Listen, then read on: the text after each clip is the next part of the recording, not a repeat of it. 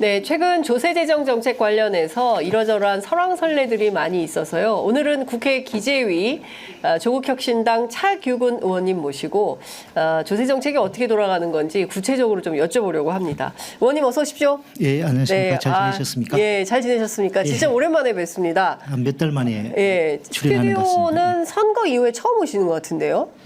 아닌가? 선거 이후하면 처음인 것 같습니다. 예, 그렇죠. 예, 그동안 저희가 여러 차례 요청을 드렸는데 공부하셔야 된다고.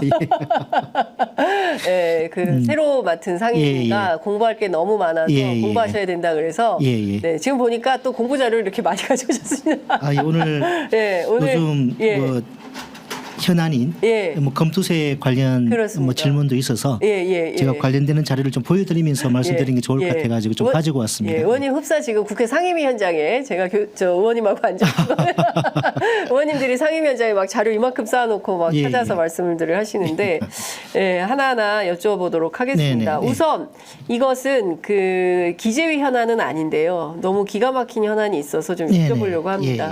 김건희 여사 명품백 수수 사건 있지 않습니까? 전 국민이 봤습니다. 그분이 어떤 행태를 보였는지 카톡으로 명품이거나 뭐 양주거나 뭐가 좀 좋은 거다 확인되면 면담 일정이 잡히고 뭐 평범한 티셔츠라든가 뭐 이런 거가 있으면 답이 없고 그리고 실제로 명품백만 가지고 이렇게 난리지만 그 전에 양주도 받았고 뭐 고급 스탠드도 받으셨고 그리고 또 화장품, 향수, 샤넬 뭐 등등등등 받으셨습니다. 그런데 일단 검찰에서는 이게 직무 관련성도 없고 하기 때문에 무혐의 결론을 내리겠다. 이 정도 되면 사실 국민들이 이게 말이 되느냐. 지금 다 저희 댓글창에서 난리가 나시긴 하셨지만 일단 검찰의 이 결정 어떻게 보십니까?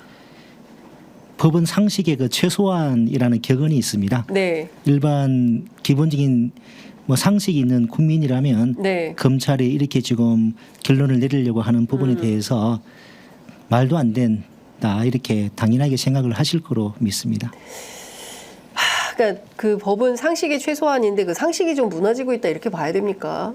그렇죠. 아니 예를 들어서 차규근 의원님의 사모님께서 만약에 명품백을 받았어요. 그러면 윤석열 대통령께서 어떻게 했을까요? 제가 공무원으로 있을 때 그 국민권익위원회에서 수시로 청렴 교육을 합니다. 아, 수시로? 수시로 합니다. 그러면은 그게 뭐 한 달에 한 번?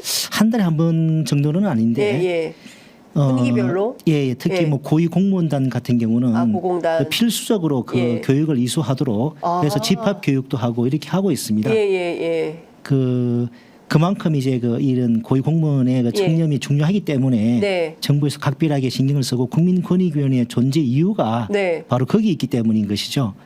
지금 벌어지고 있는 모습들은 국민권익위원회의 그 존재 이유를 스스로 몰각하고 스스로 그냥 문을 닫아야 되는 정도의 말을 들어도 뭐 과하지 않은 좀 그런 행태를 보여주고 있고 검찰 역시 그게 연이어서 노골적인 이 권력자 봐주기 한없이 권력자 앞에 작아지는 그런 모습을 보여주고 있다고 생각합니다. 그러니까 참 도무지 좀 상식적으로 생각을 해보려고 해도 국민권익위원회가 만들어진 역사적 배경이 있잖아요. 대한민국 하도 부정부패가 심각하고 막 뒷돈 없이는 살 수가 없잖아요. 어디 가려면 뭐 누구 공무원들을 얼마라도 줘야 일이. 그러니까 뭐 특히 이제 기초단체 차원에서 시군 단위에서 그런 일들이 횡행하고 그래서 이거 안 되겠다.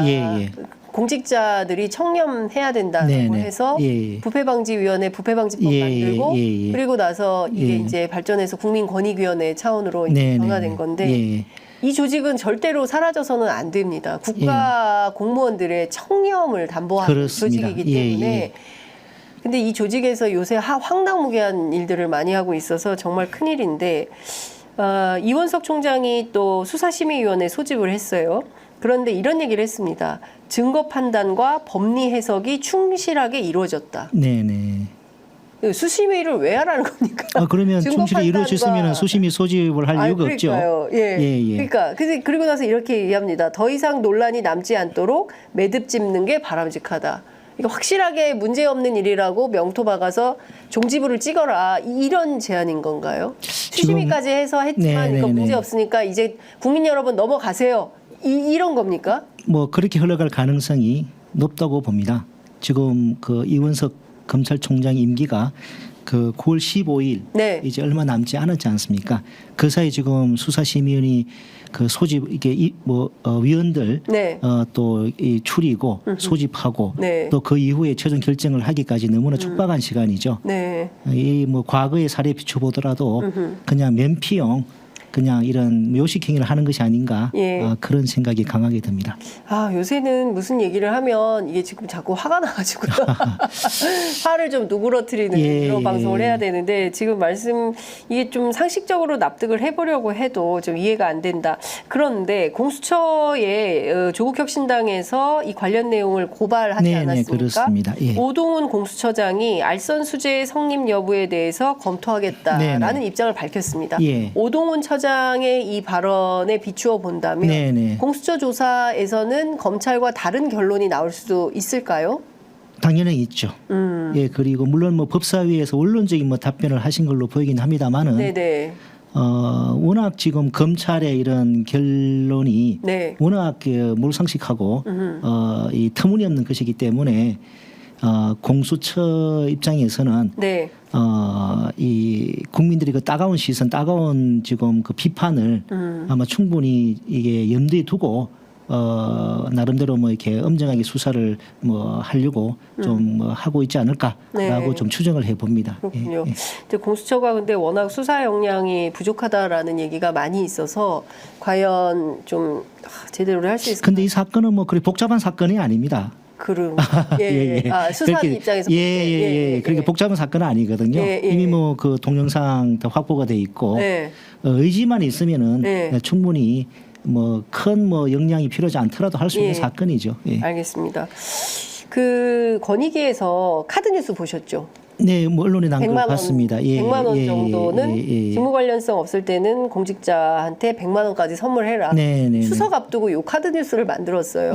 그러니까 추석 때 선물로 100만 원 정도는 받고 그다음에 이제 그 배우자나 가족들 경우에는 관계 없으니까 무한대 그냥 다 받아도 된다 이제. 이거 어떻게 봐야 됩니까, 의원님?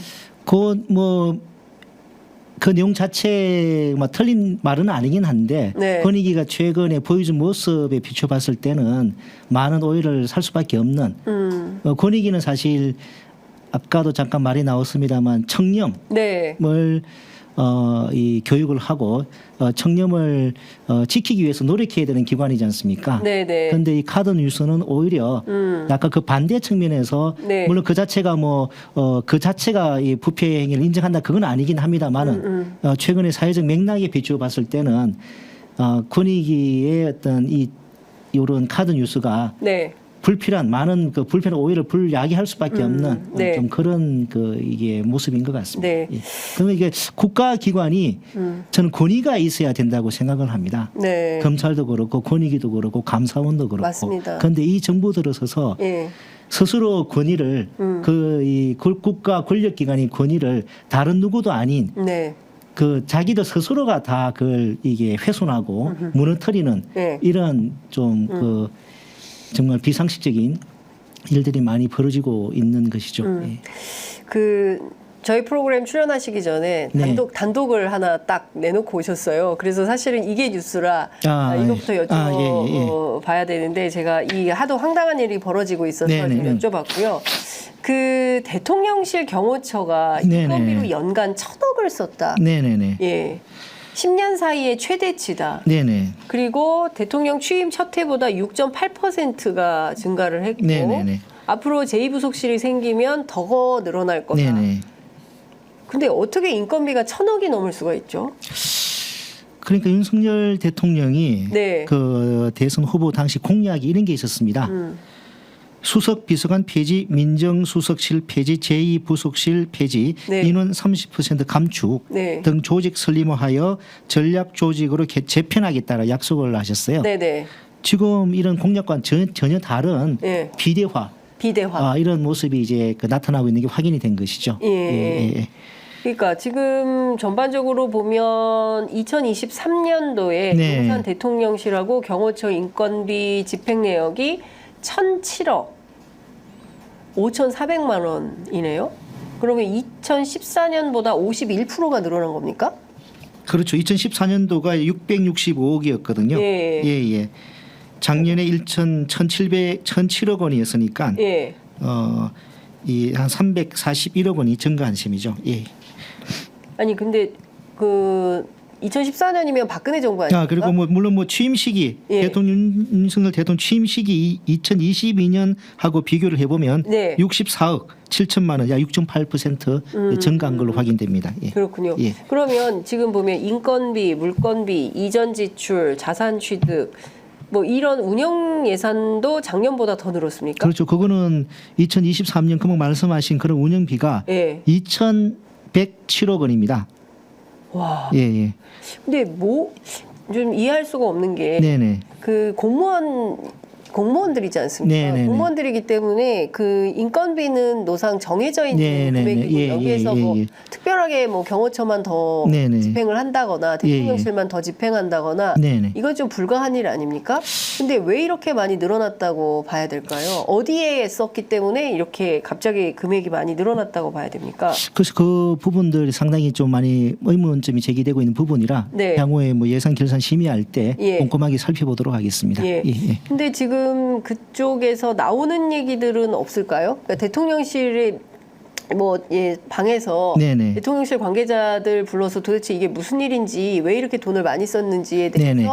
아마 좀 향후에 뭐 정무위하고 예, 저희가 예. 뭐 속한 기재위 예, 예. 뭐 결산위원회에서 요 집중적으로 운영위에서도. 야당 의원들이 예. 이렇게 뭐 파고들 것으로 예, 생각합니다. 좀 뭐 논의 테이블 같은 게 있으십니까? 이제 요 부분들이 확보가 됐기 때문에 네. 예, 향후에 이제 가을 국감이나 예.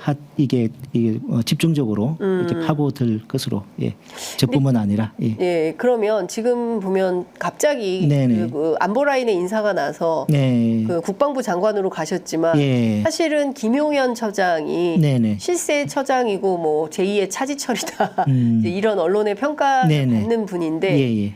평상시에는 윤석열 대통령이 김용현 처장한테 네. 뭐 형님 한다는 거잖아요. 고등학교 선배 중앙고등학교 수강고 예, 예. 선후배 사이고 예, 뭐 예. 형님 이렇게 한 얼마나 가까우시겠어요?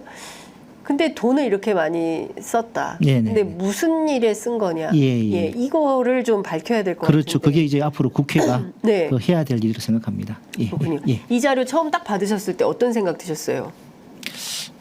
좀 심정이 예. 이렇게 물증으로 확인이 되었다라는 생각이 들었습니다. 예. 뭔가 계속 비대화해지는 느낌이 있었거든요. 네. 예. 그러니까 비대화라는 것은 예. 용산 대통령실이 점점 커지고 있다. 자기들 뭐 처음에 뭐 공약했던 것과는 달리 뭔가 계속 이 다른 부분의 예산은 줄어드는 반면에 네. 예컨대 뭐 해외 순방 예산 같은 게 무리하게 뭐 예비비로 뭐 끌어쓰고 이런 맞아요. 모습들 그 하나만 보더라도 예. 자기 주위 자기 가까운 쪽 예산은 이게 좀 그 방만하게 이렇게 쓰고 있을 가능성이 높다라는 좀 그런 심정을 가졌는데 네. 아니나 다를까 좀 그런 부분들이 일차적으로 확인이 된 거죠. 네. 예. 지금 전 국민들한테 25만 원 주는 것은 그렇게 반대를 네. 하고 13조 때문에 뭐 물가 인상이 일어나서 인플레이션이 생기기 때문에 국민들에게 25만 원씩 주는 거는 안 네. 된다. 예. 근데 최근에 이제 제가 뭐 취재해 보니까 야당 의원님들의 지역 사무실 있지 않습니까? 네. 국내 왔다 갔다 하시던 분들이 예. 문 벌컥 열고 들어오셔가지고 예. 그 25만 원만 줘도 동네 시장이 상권이 좀 부활될 텐데 그거 왜 하나 민주당 못하냐 그렇게 비판을 하신대요. 근데 그 대통령이 거부하셔가지고 그 대통령이 거부해도 당신들이 말이야 능력을 발휘 이렇게 해서 야단을 많이 맞는다는 하여튼 그 지역 경제가 많이. 코로나 때보다 더 다들 어렵다고 하는 상황입니다. 그러니까요. 폐업도 많이 하고 우리나라 자영업자 배율이 특히 좀 높은 편이지 않습니까? IMF 때문에 그렇습니다. IMF 때 전부 쫓겨난 사람들이 치킨집 내고 다 이래가지고 사장님들 되시고 빚내서 또 하고 지금 이런 게 계속되고 그렇죠. 그 신자유주의 하에서 노동시장의 뭐 이중 구조화 이런 걸로 좀 자영업으로 많이 이렇게 내몰렸었는데 그게 너무 힘들다는 거죠. 그러니까 지금 말씀 주신 대로 대통령과 그 주변에 필요한 예산은 경비는 점점 늘어나고 있고 정말 들어가야 되는 민생 복지 예산은 줄어들고 있고 이렇다고 한다면 누구를 위한 정권이냐? 그렇죠. 이번에 누구를 위한 안보냐? 국민 안보냐? 정부 안보, 대통령 안보냐? 이 되게 중요한 포인트네요. 그렇죠. 그 세제 개편안 좀 이따가 뭐 말씀을 드리겠습니다만 세제 개편안 같은 경우도 이 자산가 위주의 어떤 이 화끈한 감세 내용들이 많이 포함되어 있어서 나라의 어떤 지속 가능성을 걱정할 수밖에 없는 그런 그 개편안입니다. 네. 그 민생 얘기 조금만 더 여쭈고 그 다음에 세제로 넘어가려고 하는데요. 저는 오늘 아침에 의원님 혹시 경향신문 보셨습니까? 제가 아침 일찍부터 계속 회의가 이어져가지고 경향신문 일면에 그 시금치가 한 단에 3만 원? 시금치 한 단이요, 의원님. 시금치 한 단. 네, 한 단 하면요. 그 4인 가족이 한 끼 저녁 먹을 수 있는 거거든요. 되게 작아요. 한 단에 3만 원. 벌써 추석이 겁난다. 이제 이런 내용인데요. 4kg 한 상자에 3주 사이에 6배로 뛰었다고 하고요. 지금 역대급 더위 아닙니까? 35도, 40도 막 이렇게 되면서 지금 야채값이 계속 고공행진인데 청양고추, 상추 이런 것들도 배 이상 올렸다는 거고요. 그리고 기자가 직접 마포구의 한 식자재 마트를 간 모양입니다. 그랬더니 그 식자재 마트에 있는 시금치가 한 단에 12,000원. 이것도 재고라서 싼 거다. 한 단에 31,000원 꼴이라는 겁니다. 경매가가 4kg 한 단에 10단인데요. 31만 원. 그러니까 시금치 4kg 한 상자에 31만 원이면 그러면 자영업자들 식당 있지 않습니까? 여기 점심시간에 이제 그 회사원들 상대로 하는 식당에서 그러니까 이제 당분간 시금치 반찬은 안 나온다고 봐야 돼요. 못 합니다. 31만 원, 10단에 31만 원 주고 사와가지고 어떻게 그 반찬을 준비합니까? 그렇죠. 그 뽀빠이도 많이 힘들어지게 될 것 같습니다. 뽀빠이도 많이 힘들어지고. 그러니까 이렇게 되면 김밥도 또 올라야 돼요. 왜냐하면 시금치에 김밥이 들어가거든요. 김밥에 시금치가 들어가거든요. 그러면 김밥도 올라가고요. 이 연쇄해서 모든 것들이 다 올해 추석에도 잡채에 시금치는 못 들어가야 된다고 봐야 됩니다. 또 부추 넣어야 돼요. 부추. 매년 저희는 추석 때 시금치 대신에 부추를 넣는 부추 잡채를 해야 된다. 살겠습니까, 의원님? 이게 물가 관리를 제대로 하지 못했기 때문에 이런 그 현상이 생기는 건데요. 그 세수 결손이 작년에 이제 56조 원이었고 올 6월 달 같은 경우도 작년보다 10조 원 덜 들어오는 상황에서도 좀 늘어난 세수가 있습니다. 부가가치세입니다. 부가가치세가 늘었어요? 왜 늘었느냐? 이 물가 관리를 못한 어떤 이 정책 실패 때문에 결과적으로 부가가치세는 늘어나는 거죠. 그러니까 이런 초부자 감세의 그 결과가 그리고 무능한 어떤 정치의 결과가 서민들에게는 더 힘들게 다가갈 수밖에 없는 거죠. 의원님 쪽파 한 단에도 14,000원이라고 합니다. 그러니까 이게 주부들이 장을 보기가 겁나요. 시장 가기가 겁나는 겁니다. 그런데 24만 원 주지도 않고 어떻게 살라는 건지 정말 어려운 분들은 더 어렵다. 살 수가 없다. 이런 말씀을 좀 드리고 저희 유튜브 창에도 많은 분들이 지금 이 물가 문제에 대해서 동네 마트 시금치 한 팩 약 반단 정도인데요. 7,000원입니다. 욕 나와요. 이제 이런 글들 이렇게 다 올라오고 있습니다. 밖에서 외식 못 합니다. 냉면 한 그릇 가격이 10,000원이 넘어가요. 14,000원입니다. 여의도는. 그러니까 먹을 수가 없고 살 수가 없다.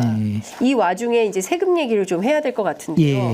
지금 정치권에서 종부세, 상속세, 증여세, 금투세 이 세법 개정 논의가 지금 치열한데 의원님께서는 혁신당의 조세개혁 TF 단장 맡고 계십니다.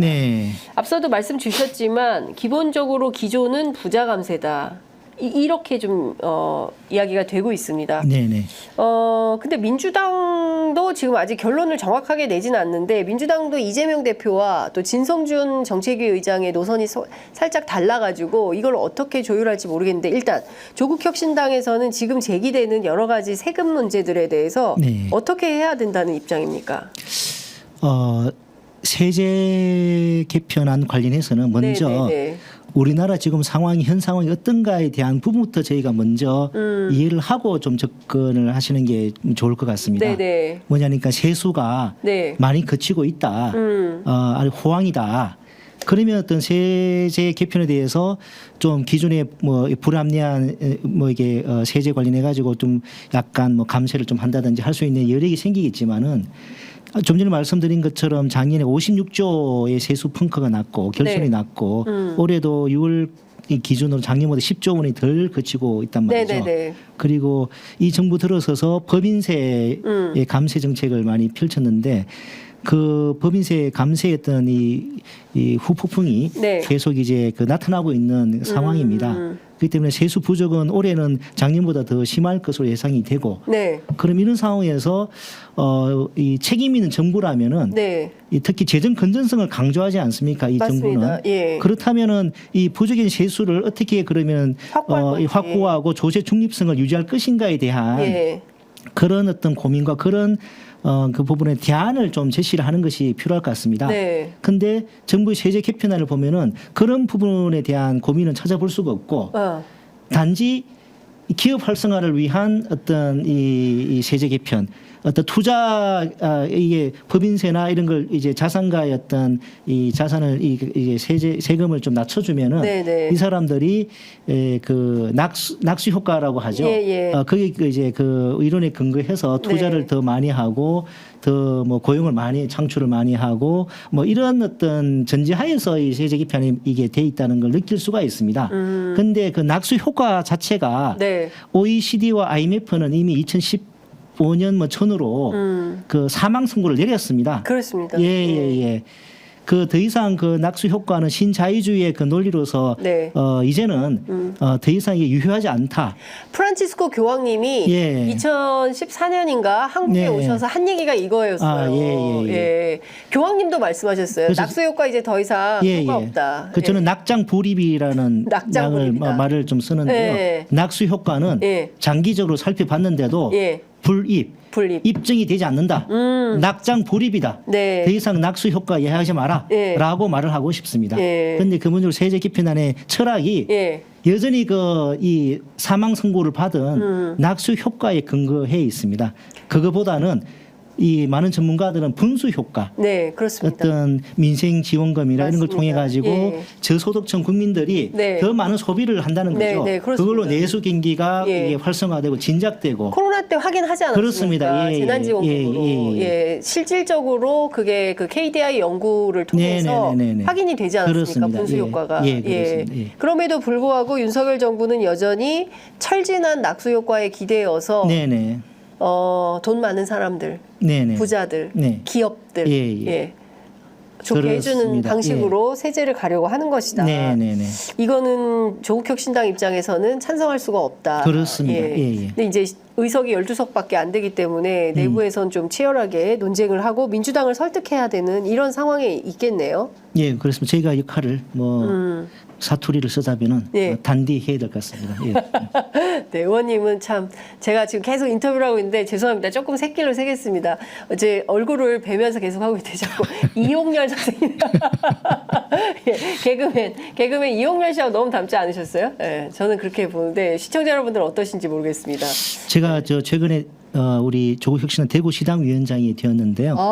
네. 대구시당 그 부위원장 김동식 부위원장이 계십니다. 예. 제가 이 부분 깜짝 놀랐습니다. 예. 저보다 이용들도 닮았어요. 아니 왜 이렇게 이용렬 선생님 한번 모셔야 되겠네. 예. 김미화 언니하고 예. 이렇게 해서 저희가 한번 모시고 한번 방송을 할 수 있도록 예. 해야 될 것 같습니다.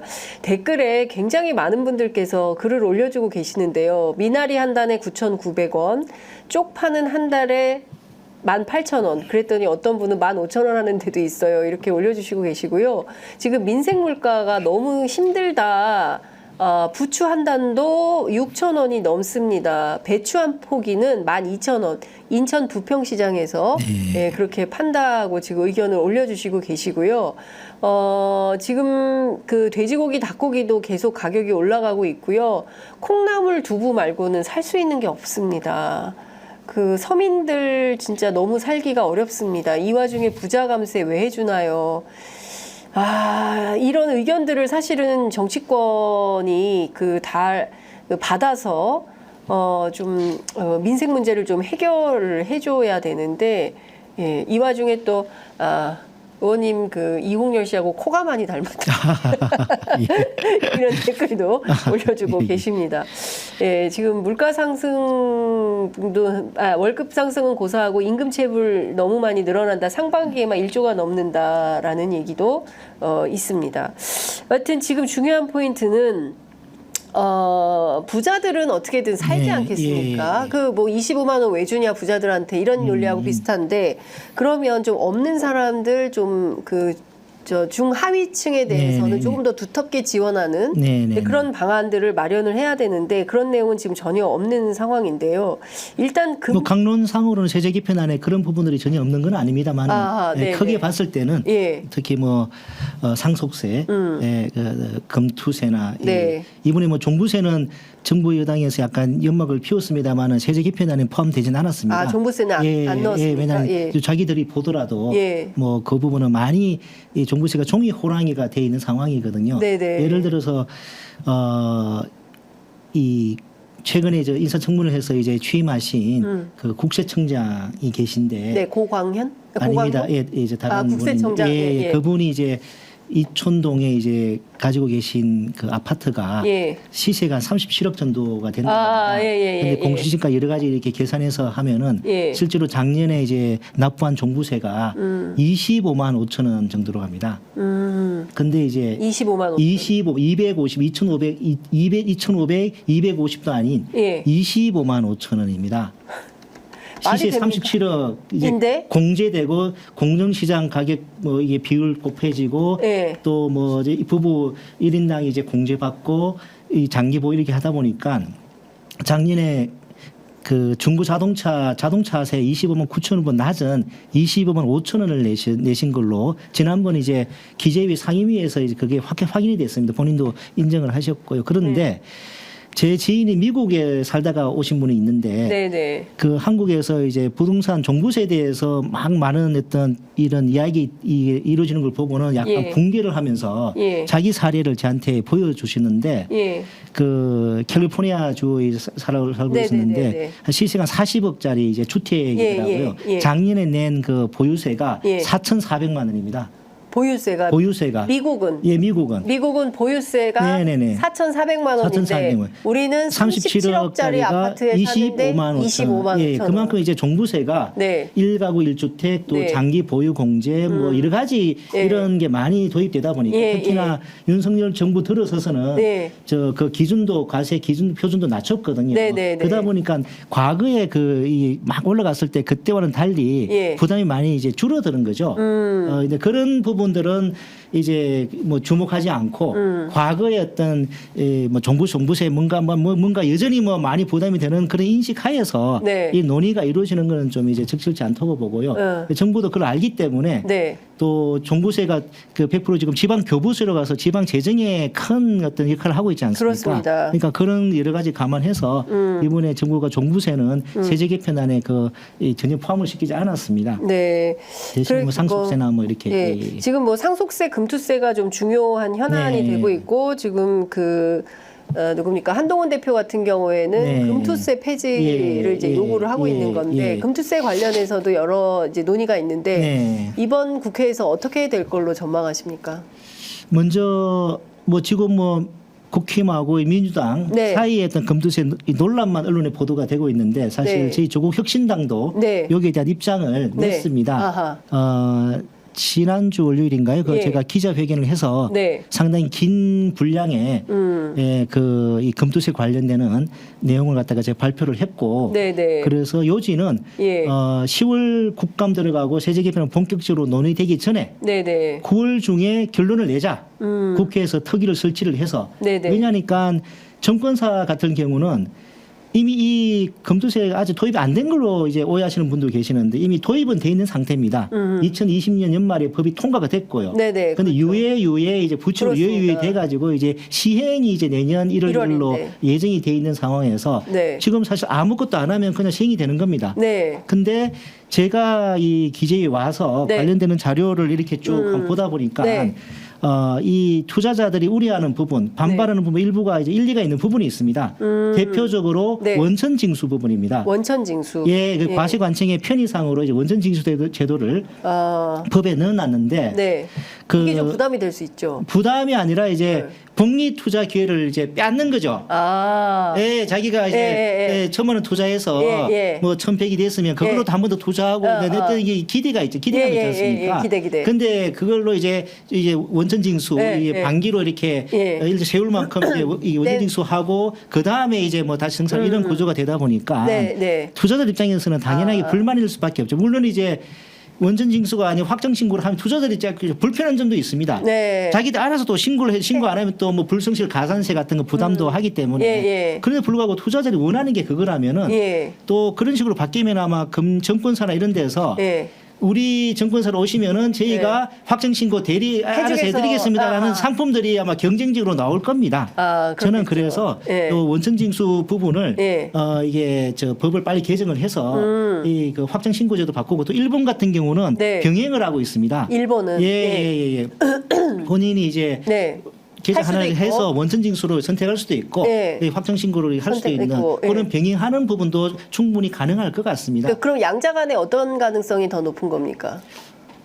지금 민주당 일각에서도 원천 징수 부분이 투자자들 원천 징수에 의해서 투자자들 반발하는 게 의해서 일리가 있다라는 생각하는 분들이 좀 있으신 걸 알고 있습니다. 그래서 근데 뭐 국힘은 뭐 완전 유예인지 폐지인지는 아직 잘 모르겠는데 기재위원들 국민의힘 기재위원들은 대체로 좀 많이 만나보셨을 텐데 어떤 입장이세요? 잘 뵙지는 못합니다. 자주 이제 기재위 열리지는 않고 이제 내일 결산 위한 기재위가 열리긴 한데요. 그래서 저는 이 원천 징수 부분은 원천 징수 때문에 발생되는 몇 가지 또 불만 요소들이 있습니다. 그래서 원천 징수를 확정 신고로 바꾸면은 뭐 통장을 계좌를 하나를 신고를 해야 되는데 이런 여러 가지들이 같이 해결이 됩니다.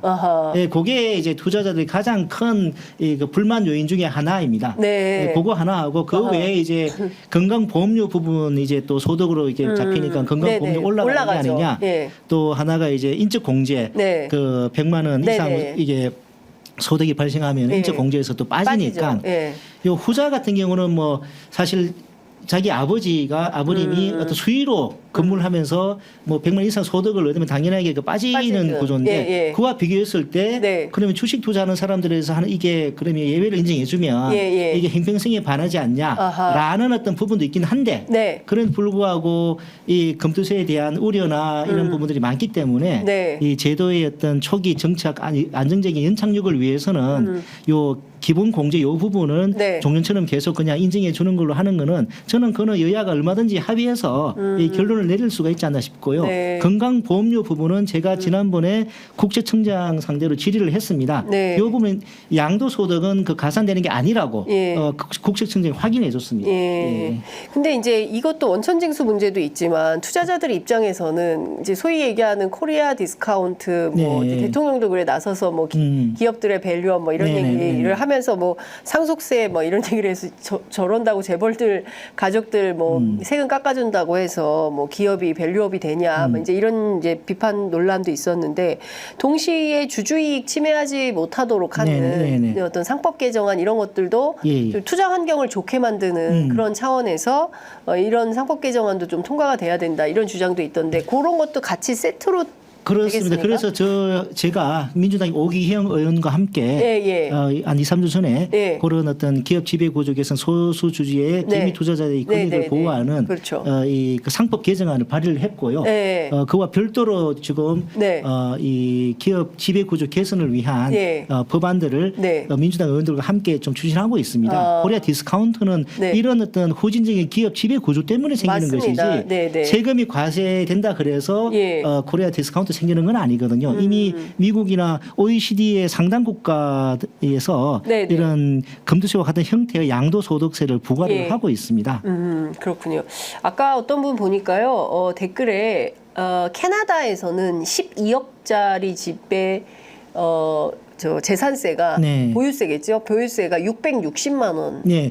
그러니까 이제 또 한편으로 우리나라 상속세가 명목 상속세가 다른 나라들보다 높은 것은 사실입니다. 예. 그러니까 근데, 어느 한 나라의 세제만 가지고 비교할 게 아니라 제가 예. 드리고 싶은 말씀은 네네. 그 국민 부담률을 했을 때는 네. 그 나라의 소비세나 어떤 보유세, 상속세를 다 통틀어서 봐야 되는 것이지. 네. 지금 이제 그 정부 여당은 상속세의 개편을 조정하면서 네. 그 하나만 딱 동떨어지게 내 가지고 이제 상속세가 우리나라가 높다, 낮춰야 된다 이 주장만 하고 있거든요.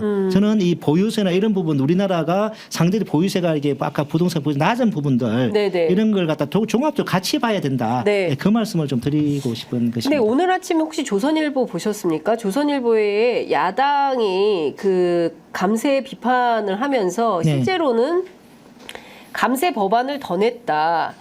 국세 관세 개정안 148건 가운데 55.9%인 142건이 그 상속세 공제 금액을 높여서 세금 부담을 줄이거나 또 법인세 세율을 낮추는 법안을 냈는데 51.4% 73건을 민주당하고 조국혁신당이 냈고 44.4%를 국민의힘 63건을 냈다. 실제로 법인세법 개정안, 상속세율 개정안, 증여세법 개정안에서 조국혁신당하고 민주당이 법인세율을 낮추는 법안을 냈습니까?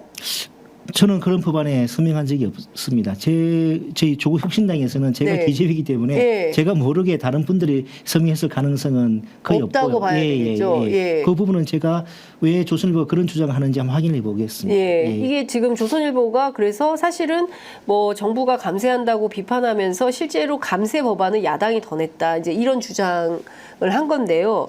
이게 실제 사실에 부합하는지는 네네. 민주당하고 조국혁신당이 구체적으로 좀 네, 한번 집 체크를 해보겠습니다. 좀 따져봐야 되지 않을까라는 생각이 좀 듭니다.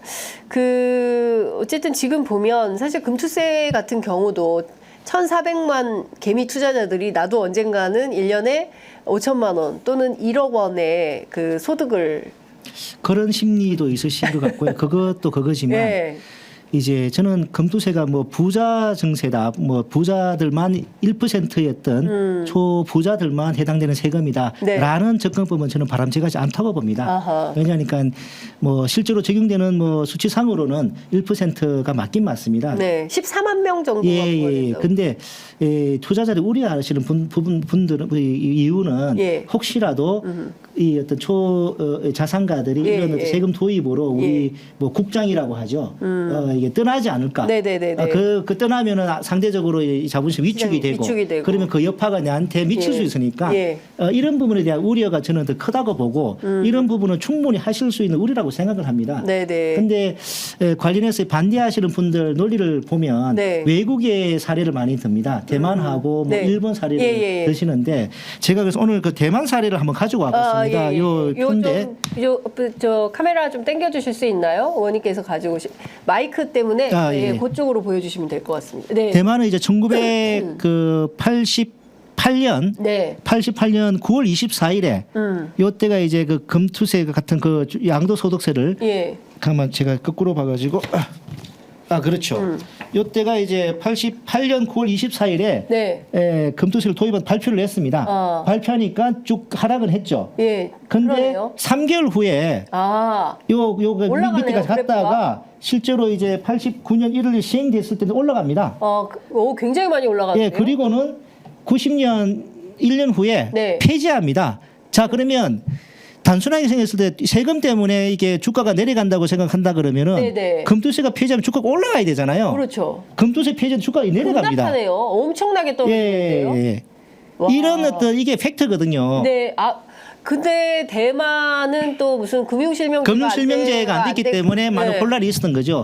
그리고 근본적으로 대만은 네. 88년 9월 24일 발표하기 전에 한 2년 반 정도 동안에 주가가 1000에서 거의 만으로 뛰었습니다. 너무 과도하게 과열돼 있었던 거죠. 대만 정부에서는 뭔가 이게 그대로 뒀다가 큰 문제다라고 약간 충격요법이 필요한 게 아닌가 필요하다고 생각했던 것 같고요.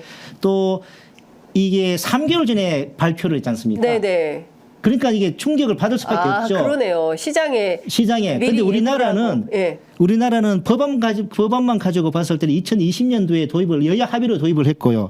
그때 여야 합의로 도입할 때 국회 재석 의원 수가 274명인데 네. 찬성이 236명, 반대가 24명, 예. 기권이 14명이었습니다. 예. 그리고 두 번 유예가 됐죠. 예. 대만하고는 상황이 많이 다른 거죠. 그러네요. 그리고 지금 정권사들은 내년 1월 1일 도입을 예정으로 시스템을 많이 구축을 했습니다. 이미 수백억이 들었어요. 만일에 이게 안 되면은 수백억 날아가는 겁니다. 이 책임은 누가 지는 겁니까? 그리고 2020년도에 이 법안은 물론 2019년도에 그 민주당의 최운열 의원께서 예. 먼저 법안을 발의를 했습니다. 네. 요게 이제 그 최운열 의원 법안이고 네네네. 또 지금 저 국힘의 원내대표 하시는 추경호 의원께서 추경호 의원도 냈네요. 원내대표께서 네, 발의 네. 더 이게 먼저 냈네요. 아닙니다. 먼저는 이제 최운열 의원 이분이 이제 내고. 한국 정권학회 11월. 회장하시고 이 약간 좀 금융 전문가입니다. 그 또 이제 그 뒤에 기재부 차관 출신인 추경호 지금 저 국힘 원내대표께서도 이 법안을 발의하셨어요. 그리고 반대하시는 분들 제가 쭉 한번 다 토론을 봤는데 이 정권 거래세가 이제 단계적으로 인하가 되고 있지 않습니까? 그런데 그게 금투세 도입과 무관한 거다라는 주장을 하시길래 제가 하도 답답해서 이걸 가져와 봤어요.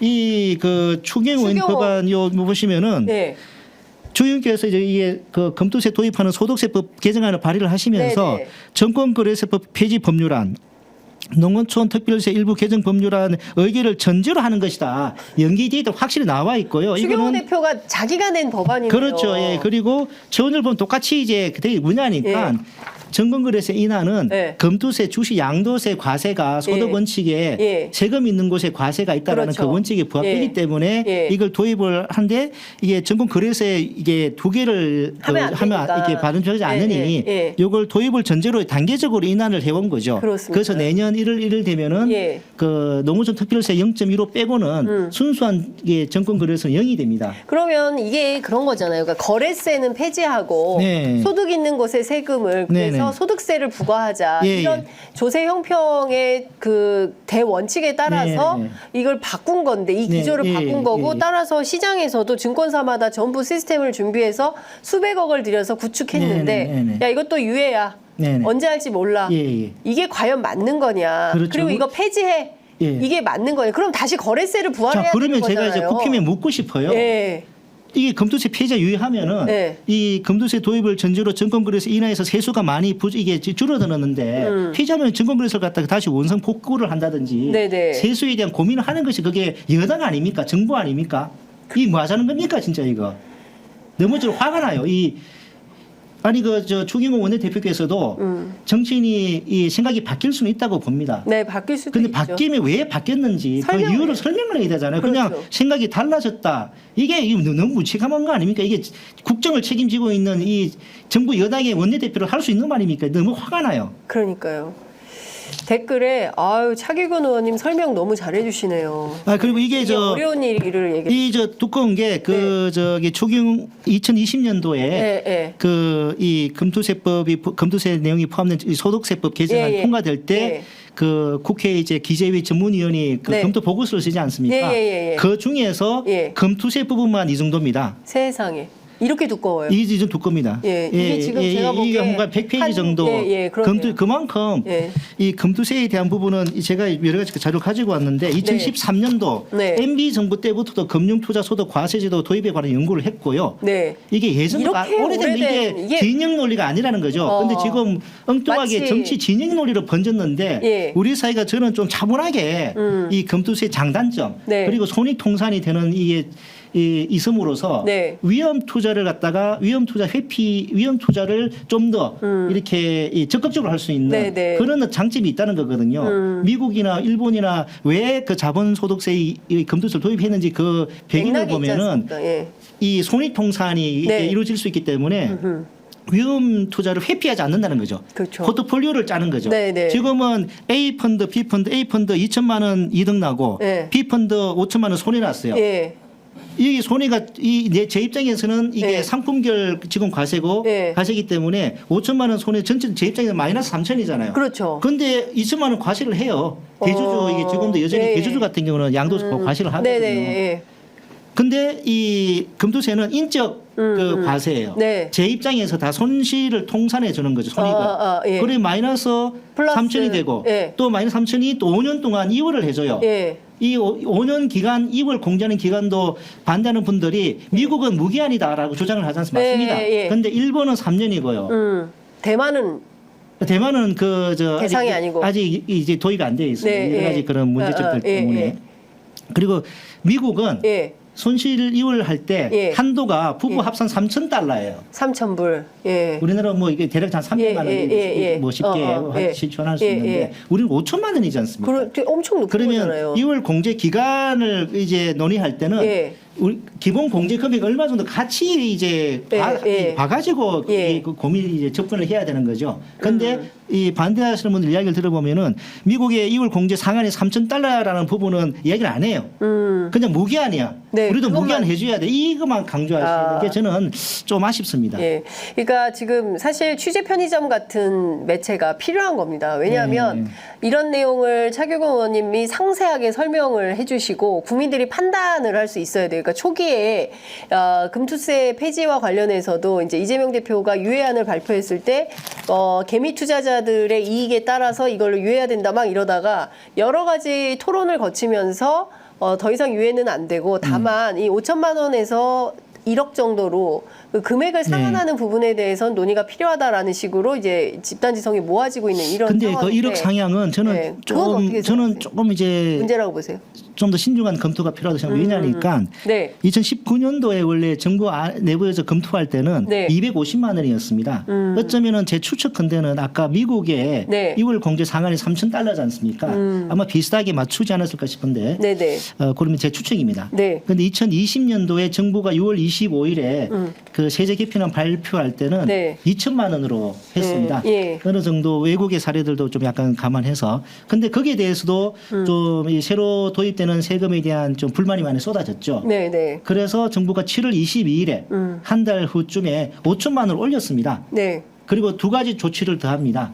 정권거래세 인하 시기를 1년 땡겨요. 그리고 금투세 도입 시기는 1년 늦췄습니다. 그리고 펀드 같은 경우도 2020년 6월 25일에는 그 기본 공제 금액이 없었어요. 그래요. 그런데 이것도 좀 막 비판이 제기되니까 7월 22일에 발표했던 250만 원을 인정을 해줬습니다. 그러니까 이런 여러 가지들이 정부도 그 개미 투자자들 주식시장에 미치는 여파를 정말 많은 고민을 하면서 이렇게 진행을 해왔던 거거든요. 그렇기 때문에 7월 22일 그 직후에 언론 기사가 제목이 뭐냐? 동학개미가 이겼다라는 것입니다. 동학개미가 이겼다. 지금은 과거의 그 기억은 모두 다 잊어버리시고 어떻게든 이 새로 도입된 세제에 대한 어떤 불만을 가지신 분들이 여전히 목소리를 좀 크게 높이고 있는 해지는 것 같은데 좀 한번 저희가 지금까지 도입돼 이 지금까지 경과를 한번 차분하게 국회에서 그래서는 기지위가 있지 않습니까? 거기서 찬성하시는 분, 뭐 반대하시는 분 전문가들 불러가지고 거기서 한번 뭐 생중계로 한번 토론을 했으면 좋겠습니다. 그러니까 지금 이재명 대표하고 한동훈 대표만 생중계하는 게 아니라 오늘 아까 조국혁신당도 있습니다. 조국혁신당도 있습니다. 빼지 마십시오. 아까 속보 나오는 거 보니까 한동훈 대표가 당대표 회담 공개가 전제 조건은 아니다. 빠른 시일 안에 하자. 그러니까 이것은 한 발 물러난 것 같습니다. 근데 못지않게 기재위 차원에서도 여야 찬성 반대 그리고 어떻게 세제 개편을 하는 게 좋은지 종합적으로 검토하는 생방송 토론을 한번 해보자. 그리고 국민들이 어떻게 판단하는지 한번 들어보자. 이런 말씀 주신 걸로 이해하겠습니다. 그리고 제가 오늘 말을 좀 많이 하는데 좋습니다. 그 그 2020년 국회 그 기재위 전문위원 보고서에 이런 내용이 있습니다. 자본화 효과와 이제 동결 효과라는 게 있습니다. 이 말이 무슨 말이냐니까 자, 제가 읽어드리겠습니다. 금융투자세의 도입은 자본화 효과와 동결 효과를 유발하여 주가 및 거래량에 영향을 미치는데 가격을 낮추는 자본화 효과는 자본이득세율의 변화 이전에 가격을 높이는 동결 효과는 변화 이후에 나타날 가능성이 높다. 무슨 말이냐 하니까 시행되기 전에 미리 선반영될 가능성이 높다는 거죠. 뭐 그리고 막상 시행된 이후에는 크게 어차피 주식은 미래 가치가 선반영되는 거죠. 아까 대만 사례에서 알 수 있듯이 실제로 시행됐을 때 올라갔잖아요. 그러니까 그런 똑같은 그런 거기 좀 때문에 이런 부분을 냉정하게 한번 우리가 판단해 볼 필요가 있겠다라는 말씀 주셨습니다. 아유, 지금 53분이라서 또 여쭤볼 게 있는데요. 한국은행이 기준금리를 기존 3.5%로 역대 최장 기간인 1년 7개월간 이제 유지를 좀 하고 있는 상황입니다.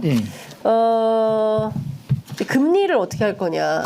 네네. 예. 이 지금 동결한 것에 대해서 중요한 것은 대통령실이 네네. 아쉬움이 있다. 예, 예. 이 반대한다는 입장을 그래서 뭐 우회적으로 언론 보도에는 뭐 열석 그 발언권까지 행사할 수도 있다 그런 보도까지 나오는 상당히 저는 부적절한 그런 한국은행 독립성을 해치는 중앙은행 독립성 해쳤다라는 비판이 많이 나오고 있죠. 그렇습니다. 그리고 그 한국은행 총재 말씀은 정부가 이 가계 대출이나 이런 정책이 실패했다라는 것을 완곡하게 그렇게 인정한 것이 아닌가 그렇게 생각을 합니다. 그리고요. 그 지금 더 큰 문제는 지난 2분기 가계 빚이 1,896조 2천억 역대 최대 규모라고 하고요. 그 다음에 국가도 빚이 많습니다. 국가도 1,145조 9천억.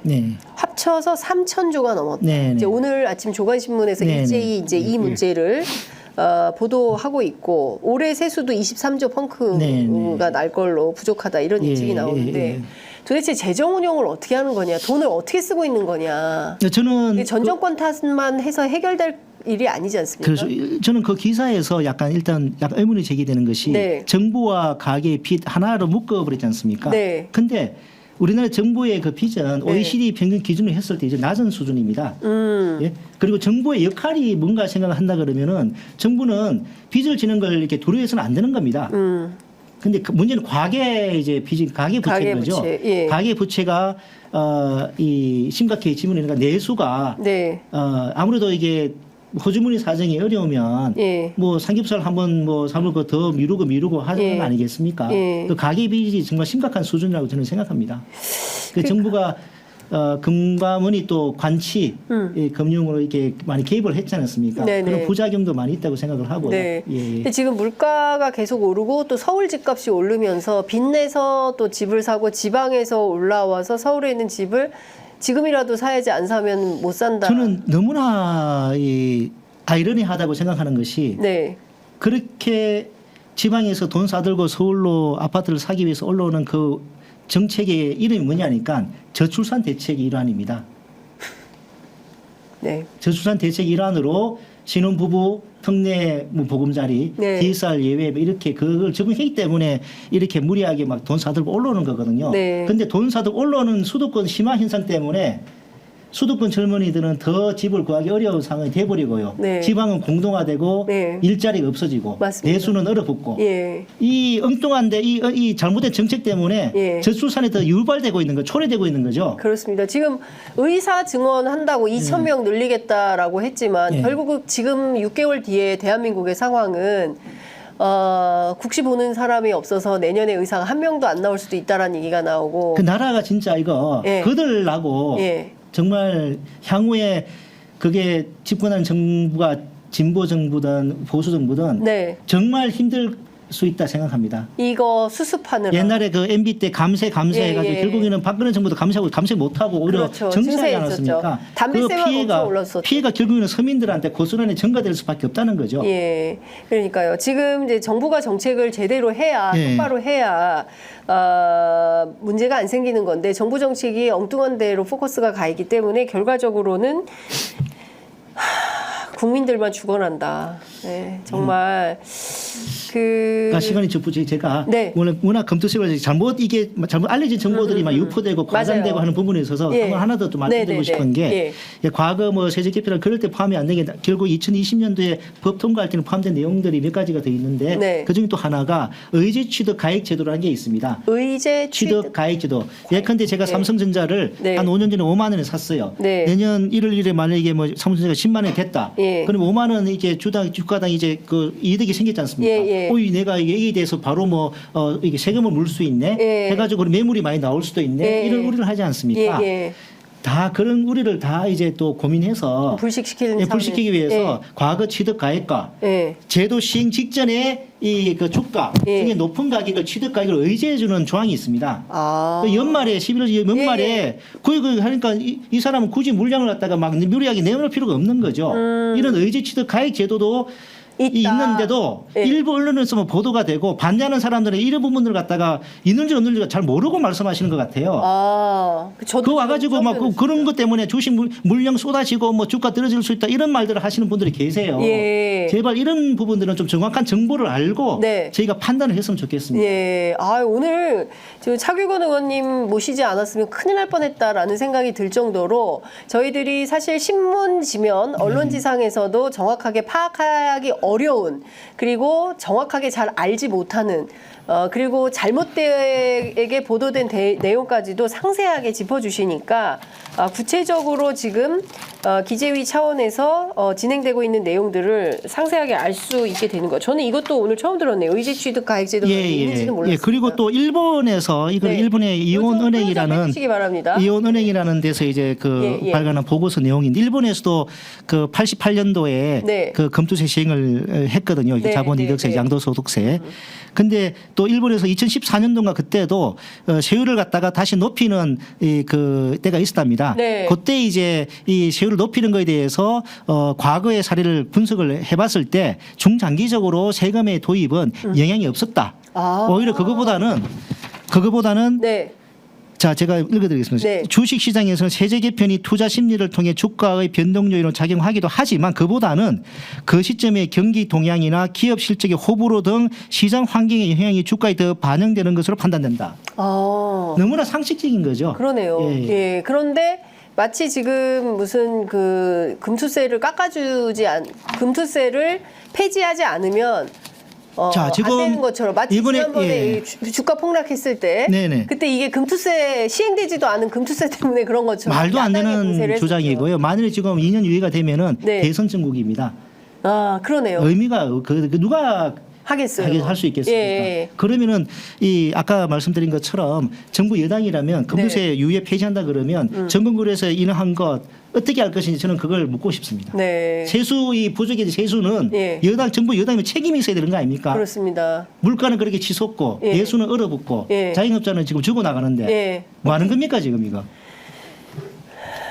어떻게 하겠다는 겁니까? 지금 차규근 의원님 굉장히 지금 그 격해지시는 이유가 너무 현장에서 진짜 공부를 제가 그 서두에 말씀드린 것처럼 제가 인터뷰 여러 차례 요청을 드렸었거든요. 근데 그때마다 공부해야 돼서 출연 지금 못합니다. 저 공부해야 돼요라고 하셨는데 정말 열심히 공부하셔서 뭐가 제일 바람직한 제도인지 그리고 어떤 것이 국민의 이익에 부합하는 제도인 것인지 투자자들의 이익도 중요하지만 또 국가의 조세 정책을 어떻게 가져가야 되는 것인지에 대해서 상세하게 준비하셔서 설명해 주셔서 정말 정호철님께서 차 의원님께서 정확한 정보를 너무 자세히 알려주셔서 좋다 이런 말씀들 주시고 계십니다. 이런 게 정치지요. 이것이 정치다라는 생각이 좀 듭니다. 조금 더 시간이 더 길었으면 일하는 차규근 의원님 멋있으십니다. 이런 의견들 이제 보내주시고 계십니다. 기재위가 언제 열립니까? 내일 그 결산 위한 그 기재위가 열리고요. 또 저는 또 예결위도 제가 위원으로 활동을 하게 돼서 다음 주 2, 3, 4, 5는 또 제가 예결특위도 들어가서 일을 하게 그렇군요. 알겠습니다. 이제 9월 정기국회 시즌이 돌아오고 있습니다. 그때 아마 상당히 이제 이 조세 정책에 대해서 논의를 할 텐데 앞서 설명해 주신 대로 이것은 여야 불문 공통으로 합의해서 그것도 2020년도에 합의했다가 2020년도에 22년에 한 번 또 유예하고 또 이번에 2번이나 유예한 것입니다. 그리고 또 유예를 할 거냐 이 부분에 대해서는 합리적인 판단이 좀 필요하지 않을까 싶습니다. 아이고 의원님 말씀은 오늘 여기까지 듣도록 하고요. 마지막으로 하나 또 말씀하시죠. 쑥스럽긴 한데 괜찮습니다. 뭐 저희 또 보좌진들이 요 뭐 또 후원 뭐 이렇게 한번 의원님 가까이 뭐 이게 클로즈업 한번 너무 활동하려면 뭐 또 이게 필요합니다. 뭐 필요하니까 뭐 좀 쑥스럽긴 한데 좀 부탁드리겠습니다. 차규근 후원에 참여해달라는 당부 말씀까지 들었습니다. 이용열 선생님 잘 들었습니다. 네, 예, 다음에는 감사합니다. 함께 오실 수 있는 기회를 예, 예. 마련해 보도록 하겠습니다. 말씀 잘 들었습니다. 감사합니다. 예, 수고했습니다. 감사합니다.